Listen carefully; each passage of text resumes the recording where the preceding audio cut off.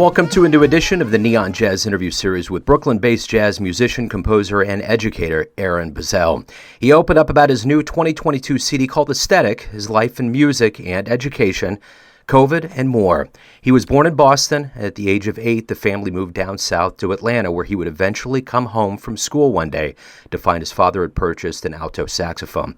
After receiving some encouragement from his middle school band director, he became serious about the instrument, and jazz was his future. Enjoy the story. Hey, thanks for taking a minute out for the show, Aaron. I appreciate it. Oh, my pleasure. No problem. So, talk to me a little bit about Aesthetic. It's your brand new album. You know, this whole last 2 years on planet Earth has been very strange, and now hopefully things are opening up, getting to a better place. So overall, how does this release feel for you? It feels like a long time coming. Just a little bit of background information. I'm a music teacher in the New York Department of Education, and for me, this album just feels like it's a step towards finding more balance between the education and the performance side of my career. So I'm just happy to have a product and have something to represent my playing out into the world. During this time of, being more isolated and having more self-reflection, what did you learn about yourself that maybe you didn't realize before that's going to make you a stronger musician as you promote this new album? During this whole pandemic time, one of the things that I realized is the importance of reflection, really finding out what it is that you want. And I think having that time to think and plan is really going to make me more persistent and more intentional about going about exactly what it is that I want in terms of being more of a performer and getting my music out there, because I think we've all realized that the time is short, so there's no reason to procrastinate, and there's no reason to think that you have more time than you actually do, just to make sure that every moment counts.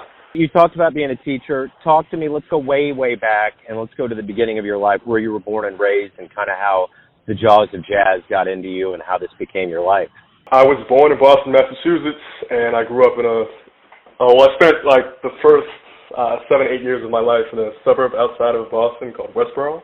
We moved down to Georgia when I was going into the third grade, so I was about 8 then, and I started playing the saxophone I got a saxophone at the end of 5th grade, and I started playing in band class at 6th grade. And I just took to it. I think one of the main reasons, and I give credit to him, is my middle school band director, Don Taylor, really took an interest in my development, and he encouraged me to start taking lessons because he told my mom, hey, there's nothing else that I have to show him, so you should try to put him in lessons with this guy. My first teacher, Mr. Morrell. Initially, it was classical saxophone because Georgia and Atlanta doesn't really have that big of a jazz scene. But I always really enjoyed that music. There was a jazz band called the Atlanta Youth Jazz Orchestra that I was a part of my junior year, and that got me a chance to get exposed to some young musicians my age that could really play. It really kind of set me on my journey to try and figure out how can I get to that level? What is it that they're doing that I don't understand? So to fast forward a little bit, I went to Northwestern University with the intent of doing classical saxophone my freshman year, but I ended up getting on the waiting list for the studio. But once I got there, I was able to start studying with this great alto player, Greg Ward, and Greg was the first one to really make me understand how one attains vocabulary and the importance of transcription, and the analogy that he gave me that really made sense and kind of took it home for me in terms of learning this language is thinking about it as you have to have arrows for your quiver, meaning that the more vocabulary you attain, the more options that you have to choose from. So after that point, that's kind of what made it make sense for me. I ended up transferring from Northwestern to Michigan State University, where there was a great faculty. I got the chance to study with Diego Rivera and also Wes Anderson. After that, I taught for Houston in a year, and after that I moved to New York and got a master's in music education at Teachers College, and I've been teaching in the New York City Department of Education ever since then. So that's how we got up to this point currently. So what was the first big, major live jazz show that you saw that really blew you away? I believe it was at the Atlanta Jazz Festival. My mom took me in Piedmont Park. I want to say it was Arturo Sandoval. It's a long time ago. I think he had a big band with him, but just his musicianship really, really entranced me, and that's something that I was like, man, I hope to be able to do that one day. You know, he came to Kansas City probably 4 or 5 years ago. That to this day is the best show I've ever seen myself. Like, wow. First time, wow. Yeah, it was at the historic Folly here downtown in Kansas City, and it was the first time I ever saw a musician get totally called out for a curtain call, like loudly. It was a beautiful moment. He's a great cat. So amazing. Talk to me a little bit about influences. You know, you had wonderful teachers, but who were you listening to that really kind of made you kind of cemented the way that you were going to try to find your own voice?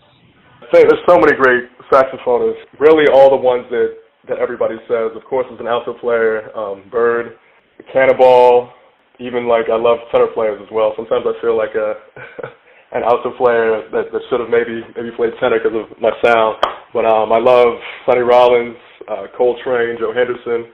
In terms of living alto players, I'd say probably my favorite is Miguel Zenon. And even like my people that are around the same age as me, I love Godwin Louise playing. Braxton Cook is great. There's so many amazing saxophone players out there. What is it that you like the best about being a professional musician? I know you divvy between education and being a professional musician, but what's the greatest part of it for you? For me, I think it's the opportunity to express myself and connect with audiences. I think for me, the goal with my music is to just uplift and inspire. So every time that I have the opportunity to do that, I appreciate it. So you've obviously had some pretty esteemed teachers. You've played on the stage with a lot of cats. What do you try to take from those that have been around longer than you, whether they're veterans or luminaries, that you in turn try to teach to your kids? What do you give to them? The most important thing that I try to take from the elders is how they got to where they got to. And one of the things that I've noticed, not only among musicians, is that attention to detail and that dedication to your craft, whatever it is. So in teaching, especially in my situation where I know I'm not necessarily going to have students that are have the goal of doing something professional with music, I try to make sure that they realize that the way that you do one thing is the way that you do everything.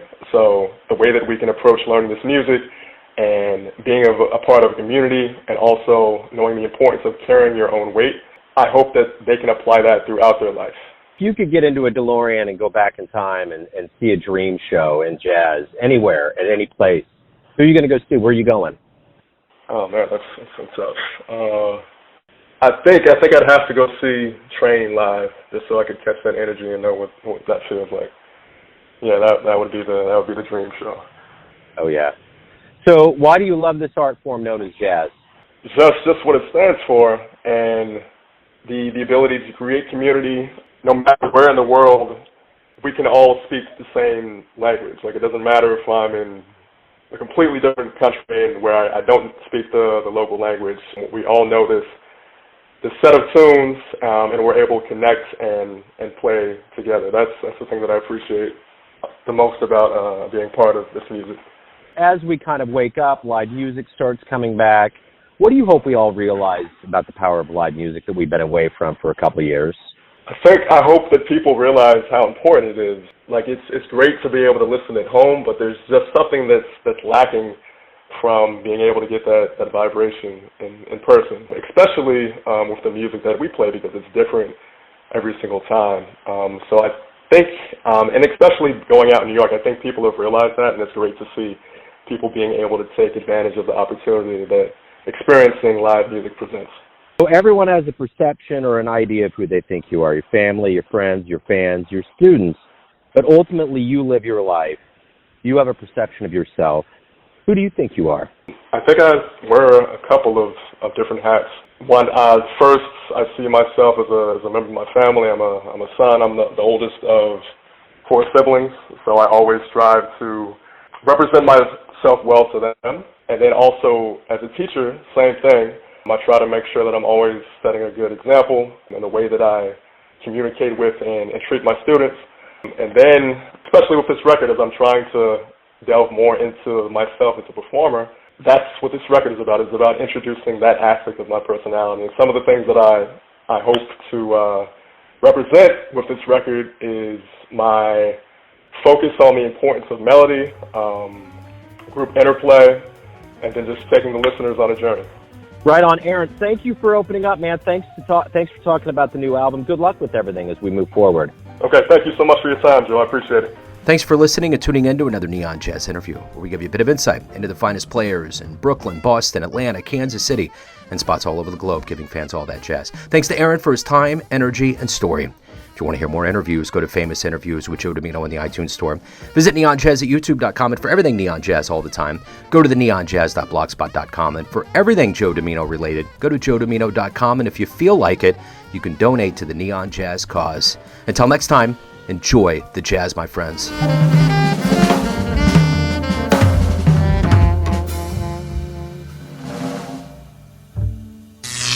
Neon Jazz.